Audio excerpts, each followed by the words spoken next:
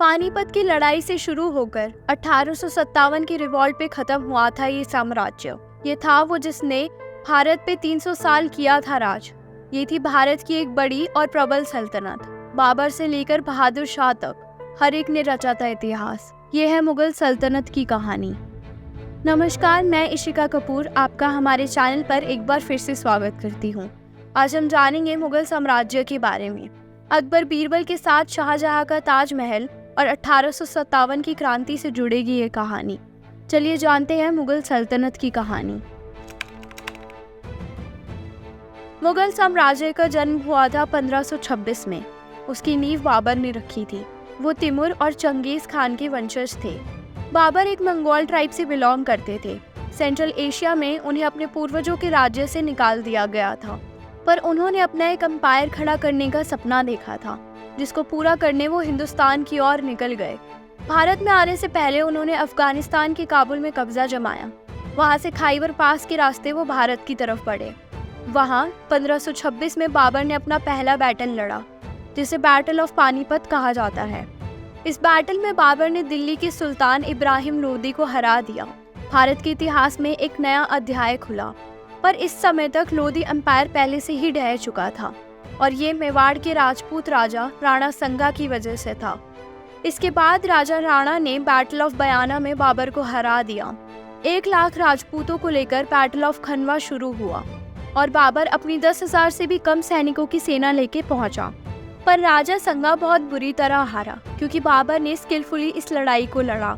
खनवा की लड़ाई Indian history की सबसे निर्णायक बैटल्स में से एक थी, क्योंकि राजा संगा की हार ने ही भारत में मुगल साम्राज्य की स्थापना की, जिसने भारत के इतिहास में अगले 200 सालों को बदल दिया। इस लड़ाई के बाद मुगल पावर का सेंटर काबुल से हट के आगरा बन गया। जैसे जैसे बाबर ने नई जगह को कॉन्कर किया और बूढ़ा होता गया, वो ज़्यादा टॉलरेंट हो गया। बाबर ने कई शादियाँ करी। उनके बच्चों में जिन्हें जाना गया वो थे हुमायूं, कमरान मिर्ज़ा, हिंदाल मिर्ज़ा, मासूमा सुल्तान बेगम। 1530 में बाबर की आगरा में मृत्यु हो गई। बाबर के बारे में जानकारी का मेन सोर्स बाबरनामा है। उसके बाद उनका बेटा हुमायूं राजा बना। उन्होंने 1530 से लेकर 1540 तक और फिर 1555 से अपने निधन तक 1556 में राज किया। उनका शासनकाल में उन्होंने अपने एम्पायर को वापस जीतने के लिए कई जंग लड़ी। शेरशाह सूरी से उनकी हार के बाद वो कुछ समय के लिए बेघर हो गए और उनको पर्शिया से मदद मांगनी पड़ी। वहां से मदद लेकर उन्होंने कांदाहर और काबुल को दोबारा जीता और फिर भारत वापस आए। हुमायूं की सबसे बड़ी उपलब्धि थी उनका बेटा अकबर, जो आगे चलकर एक महान सम्राट बने। हुमायूं की मौत एक हादसे में हुई, जब वो अपनी लाइब्रेरी की सीढ़ियों से गिर गए। हुमायूं की बॉडी को दिल्ली में हुमायूं टॉम में दफनाया गया, जो मुगल आर्किटेक्चर का एक ग्रेट गार्डन टॉम है, जिसने बाद में ताजमहल और कई दूसरे इंडियन मॉन्यूमेंट्स के लिए मिसाल कायम की। इसको हुमायूं की पत्नी बेगा बेगम ने बनवाया था। बाद में अकबर ने अपनी चाची गुलबदन बेगम से हुमायूं की बायोग्राफी लिखवाई, जिसे हुमायूं नामा कहा गया। हुमायूं की मौत के बाद 1556 में अकबर सम्राट बने। अकबर का पूरा नाम जलालुद्दीन मोहम्मद अकबर था। अकबर ने 1556 से 1605 तक राज किया। युवा सम्राट के तौर पर उन्होंने बाईराम खान की मदद से साम्राज्य को पुनः स्थापित किया और उसे और भी मजबूत बनाया। अकबर एक प्रगतिशील शासक थे, जिन्होंने सोशल और रिलीजियस वेल्थ को बढ़ावा दिया। उनकी राजनीति की विशेषता थी उनका सुलह कुल सेक्युलर पॉलिसी, जिसमें वे सभी धर्मों को सम्मान देते थे। उन्होंने विशाल साम्राज्य को एक संयुक्त साम्राज्य बना दिया था, जहां सभी संप्रदायों को सम्मान और सुरक्षा मिलती थी। अकबर के समय में मुगल साम्राज्य को भारत के हर कोने तक फैल गया था। उनकी सशक्ति और उनकी चालाक राजनीति ने मुगल साम्राज्य को एक शक्तिशाली राज्य बनाया था। अकबर के राज में मुगल भारत ने एक स्ट्रॉन्ग और स्टेबल इकोनॉमी बनाई, जिसकी वजह से उनकी टेरिटरी 3 गुना बढ़ गई। अकबर की मृत्यु एक बीमारी के कारण 26 अक्टूबर 1605 में हुई, जिसके बाद उनके बेटे सलीम, जिन्हें बाद में जहांगीर के नाम से जाना गया, सुल्तान बने। नूरुद्दीन मोहम्मद सलीम, जिसे हम जहांगीर के नाम से जानते हैं, वो चौथे मुगल सम्राट बने।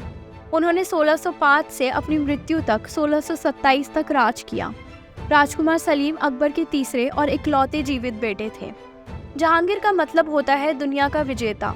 जहांगीर के शासनकाल में आर्ट और आर्किटेक्चर काफ़ी फूला फला। उन्होंने पेंटिंग्स को खास इम्पोर्टेंस दी और मुगल आर्ट को एक नई पहचान दी। जहांगीर नेचर के भी काफ़ी शौकीन थे और उन्होंने अपने बागीचों और मौसम के अनुसार बाग बनवाए। उनकी पर्सनल लाइफ काफ़ी कॉम्प्लिकेटेड थी। उन्होंने अपने पिता अकबर के खिलाफ कई बार विरोध किया, लेकिन बाद में दोनों में सुलह हो गई। जहांगीर की सबसे मशहूर बेगम नूरजहां थी, जिन्होंने उनके शासनकाल में काफ़ी प्रभाव रखा। जहांगीर ने अपने शासनकाल में न्याय के लिए भी काफ़ी काम किया और चेन ऑफ जस्टिस की स्थापना की, जिससे आम लोग भी बादशाह तक अपनी शिकायत पहुंचा सकते थे। उनके शासनकाल में मुगल एम्पायर ने काफ़ी तरक्की की, लेकिन उनके बाद एम्पायर धीरे धीरे कमज़ोर पड़ने लगा। 1627 में उनकी मृत्यु हो गई। शाहजहां मुगल एम्पायर के 5वें बादशाह थे, जिन्होंने 1628 से 1658 तक शासन किया। उनका असली नाम शहाबुद्दीन मोहम्मद खुर्रम था और वो जहांगीर के तीसरे बेटे थे। शाहजहां का मतलब है दुनिया का राजा, और उन्होंने इस नाम को अपने शासन के दौरान सच कर दिखाया। उनके शासनकाल को गोल्डन एज ऑफ आर्किटेक्चर कहा जाता है, इसलिए उनको सबसे ज़्यादा याद किया जाता है उनके आर्किटेक्चरल कॉन्ट्रीब्यूशंस के लिए, जिसमें सबसे मशहूर है ताजमहल, जो उन्होंने अपनी प्यारी बेगम मुमताज़ की याद में बनवाया था।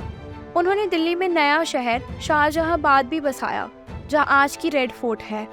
उनके राज में मुगल एम्पायर ने डेक्कन के राज्यों पर जीत हासिल की और उनकी मिलिट्री शक्तियों का विस्तार किया।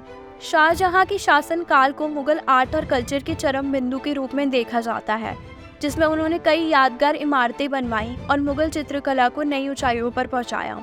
1658 में जब शाहजहां बीमार हो गए तो उनके बेटे दाराशिकोह ने राज्य को संभाला, जिससे उनके भाइयों की दुश्मनी तेजी से बढ़ गई।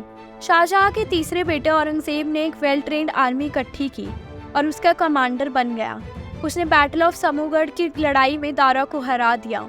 हालांकि शाहजहां अपनी बीमारी से पूरी तरह ठीक हो गए, लेकिन औरंगजेब ने उन्हें रूल करने में असक्षम घोषित कर दिया और आगरा फोर्ट में नजरबंद कर दिया, जिसके बाद 1667 में उनकी मृत्यु हो गई।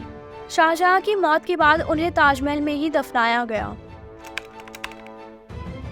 औरंगजेब मुगल एम्पायर के आखिरी बड़े बादशाह थे और उन्होंने 1658 से लेकर अपने निधन तक 1607 तक शासन किया। औरंगजेब को उनके ऑर्थोडॉक्स इस्लामिक व्यूज और स्ट्रिक्ट गवर्नेंस के लिए जाना जाता है। उनके शासनकाल में मुगल एम्पायर काफ़ी बढ़ा, लेकिन उनकी स्ट्रिक्ट पॉलिसीज ने एम्पायर के पतन की नींव भी रखी। औरंगजेब ने हिंदू टेम्पल्स पर रिस्ट्रिक्शंस लगाई और जाजिया टैक्स को फिर से लागू किया, जो कि नॉन मुस्लिम्स पर लगा एक टैक्स था। उनके शासनकाल में कई विद्रोह भी हुए और एम्पायर के अंतर्गत असंतोष भी बढ़ा। औरंगजेब के शासनकाल को आज भी कई हिस्टोरियंस और स्कॉलर्स अलग अलग नज़रिए से देखते हैं। कुछ उनको एक कुशल राजा मानते हैं, तो कुछ उनकी धार्मिक कट्टरता को एम्पायर के पतन का कारण मानते हैं। बहादुर शाह एक ने औरंगजेब की स्ट्रिक्ट रिलीजियस प्रैक्टिसेस के बाद एडमिनिस्ट्रेशन में सुधार करने की कोशिश की, लेकिन 1712 में उनकी मृत्यु से क्योस फैल गया, जिसके बाद 1719 में 4 राजा बने। मोहम्मद शाह के राज में एम्पायर बिखर गया और सेंट्रल इंडिया मराठास के हाथ में चला गया। शाह आलम II ने इस डिक्लाइन को रोकने की कोशिश भी की, पर पानीपत की तीसरी लड़ाई में वो अफगान से हार गए। बाद में मराठाओं ने दिल्ली पर कब्जा कर लिया और ब्रिटिशर्स के आने तक उसकी रक्षा की। ब्रिटिश ईस्ट इंडिया कंपनी ने 1793 में बंगाल बिहार पर कब्जा कर लिया और वहां हुई ब्रिटिश राज की शुरुआत। 1857 की क्रांति में हार के बाद मुगल के अंतिम राजा बहादुर शाह जफर को ईस्ट इंडिया कंपनी ने निकाल दिया।